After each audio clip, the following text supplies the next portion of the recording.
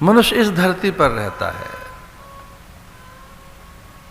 कभी कभी वो कहानी बनकर रहता है, दृष्टांत बनकर रहता है, वो कथा बनकर रहता है, चरित्र बनकर रहता है। मनुष्य इस धरती पर रहता है मूल्य बनकर, मंत्र बनकर, दिशा बनकर। मंत्र और दिशा तो बहुत छोटी चीजें, धर्म बनकर। जब अपनी संकुचित मानसिकता से वो विलग हो जाए, फिर व्यक्ति व्यक्ति नहीं रहता। जब वो वैसा हो जाए जैसे पेड़ हैं, व्यक्ति वैसा चरित्र अपना बना ले जैसे वृक्षों का है।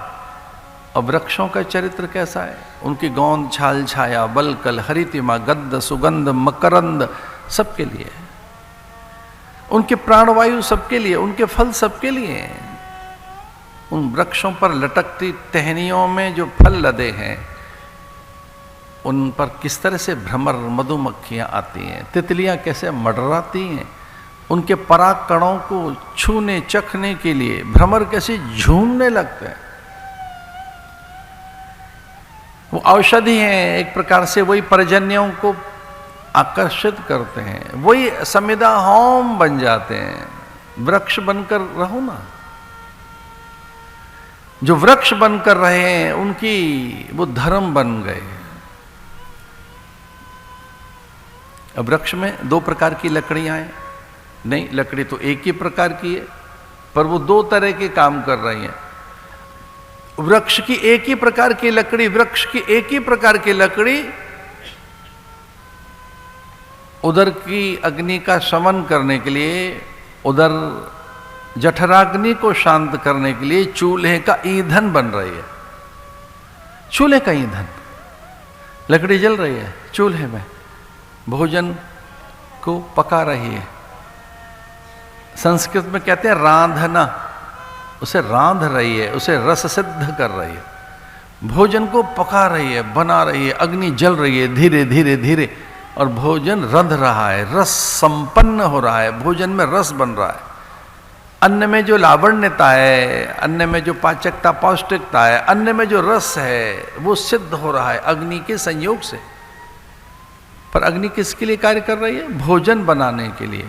अब अग्नि जलकर राख हो गई, चूल्हे की राख, क्या करें इसका? कूड़े में फेंक देते हैं लोग। एक समय में तो उनसे बर्तन भी मांज रहे होते थे, लेकिन यही लकड़ी जब समिधा बनती है, जब यही लकड़ी हवन कुंड की ओर ऋत्विज होता आचार्य के द्वारा प्रयोग की जाती है, यही अग्नि जब आचार्य के निर्देश से, ऋत्विज के निर्देश से, होता के द्वारा आहुति बनकर जब ये लकड़ी समिधा हवन में प्रयुक्त होती है, समिधा बनकर, तब ये राख नहीं है, तब ये भस्म है और माथे पे लगाई जाती है। ये विभूति है। फिर इसे हवन कुंड की इस राख को कूड़े में नहीं फेंकते हैं, ये प्रवाहित की जाती है, जलाशय तक लेकर जाते हैं, माथे पर शीश पर रखकर उसे किसी पात्र में सजाकर उसे, उस भस्म को, उस विभूति को साधु अपने अंगों में लगाते हैं, महादेव के शीश पर रखी जाती है यह भस्म, यह विभूति। कितनी आदरणीय है। आप चूल्हे की लकड़ी होकर जलोगे या समिधा होकर, होम तो होना है। ये जीवन को एक प्रकार से हवन कुंड तो है ही ये। किस भूमिका में जल रहे हो, क्या हो के जी रहे हो? अगर वृक्ष बनकर जी रहे हो तो वृक्ष में भी किस प्रकार का? तो कुछ लोग संगठन बन जाते हैं, व्यक्ति नहीं रहते। जब उनमें कोई क्षुद्रता और कोई अपने लिए अहमन्यता नहीं रहती, कोई अपने स्वार्थ नहीं रहते, केवल अपना ही चिंतन नहीं रहता, तब व्यक्ति व्यक्ति नहीं रहता, संस्था बन जाता है, संगठन बन जाता है, संस्थान बन जाता है, तब वो सिद्धांत बन जाता है। और कभी कोई व्यक्ति व्यक्ति नहीं रहता, वो धर्म बन जाता है। संघम शरणम गच्छामि, चलो उनके शरण में चलो। व्यक्ति फिर पार लगाता है न जाने कितनों को। वो प्रकाश स्तंभ बन जाता है। केवलम ज्ञान मूर्ति, वो ज्ञान मूर्ति हो जाता है, वो आदर्श बन जाता है। उसी का अनुसरण करती है पूरी जगती, वो महापुरुष बन जाते हैं। महाजनो येन गतः स पंथा, फिर हम उस मार्ग का चयन करते हैं जिधर से वो गए होते हैं, हम उनका अनुवर्तन करते हैं, अनुशीलन करते हैं। और ये प्रकृति है हम मनुष्यों की, स्वाभाविक प्रकृति।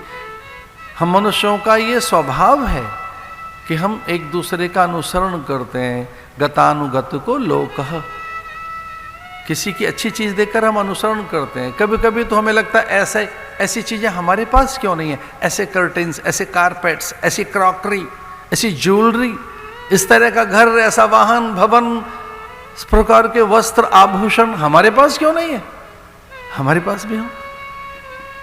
कभी कभी हम उनका अनुसरण कर रहे होते हैं, ऐसा तो हमारे पास भी होना चाहिए।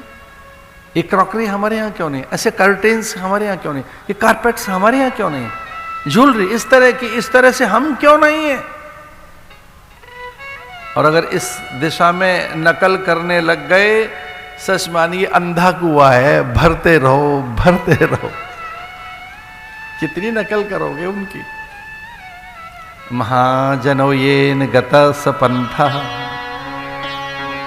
महापुरुषों का अनुसरण कीजिए, उनका अनुवर्तन कीजिए, उनका अनुशीलन कीजिए, उनका अनुगमन करो। इसलिए हम अनुयायी हैं। That's why we are follower. हम फिर फॉलो किसे कर रहे हैं, हम किस लिए अनुयायी हैं उनके, क्योंकि हम सद्गुणों का अनुसरण कर रहे हैं।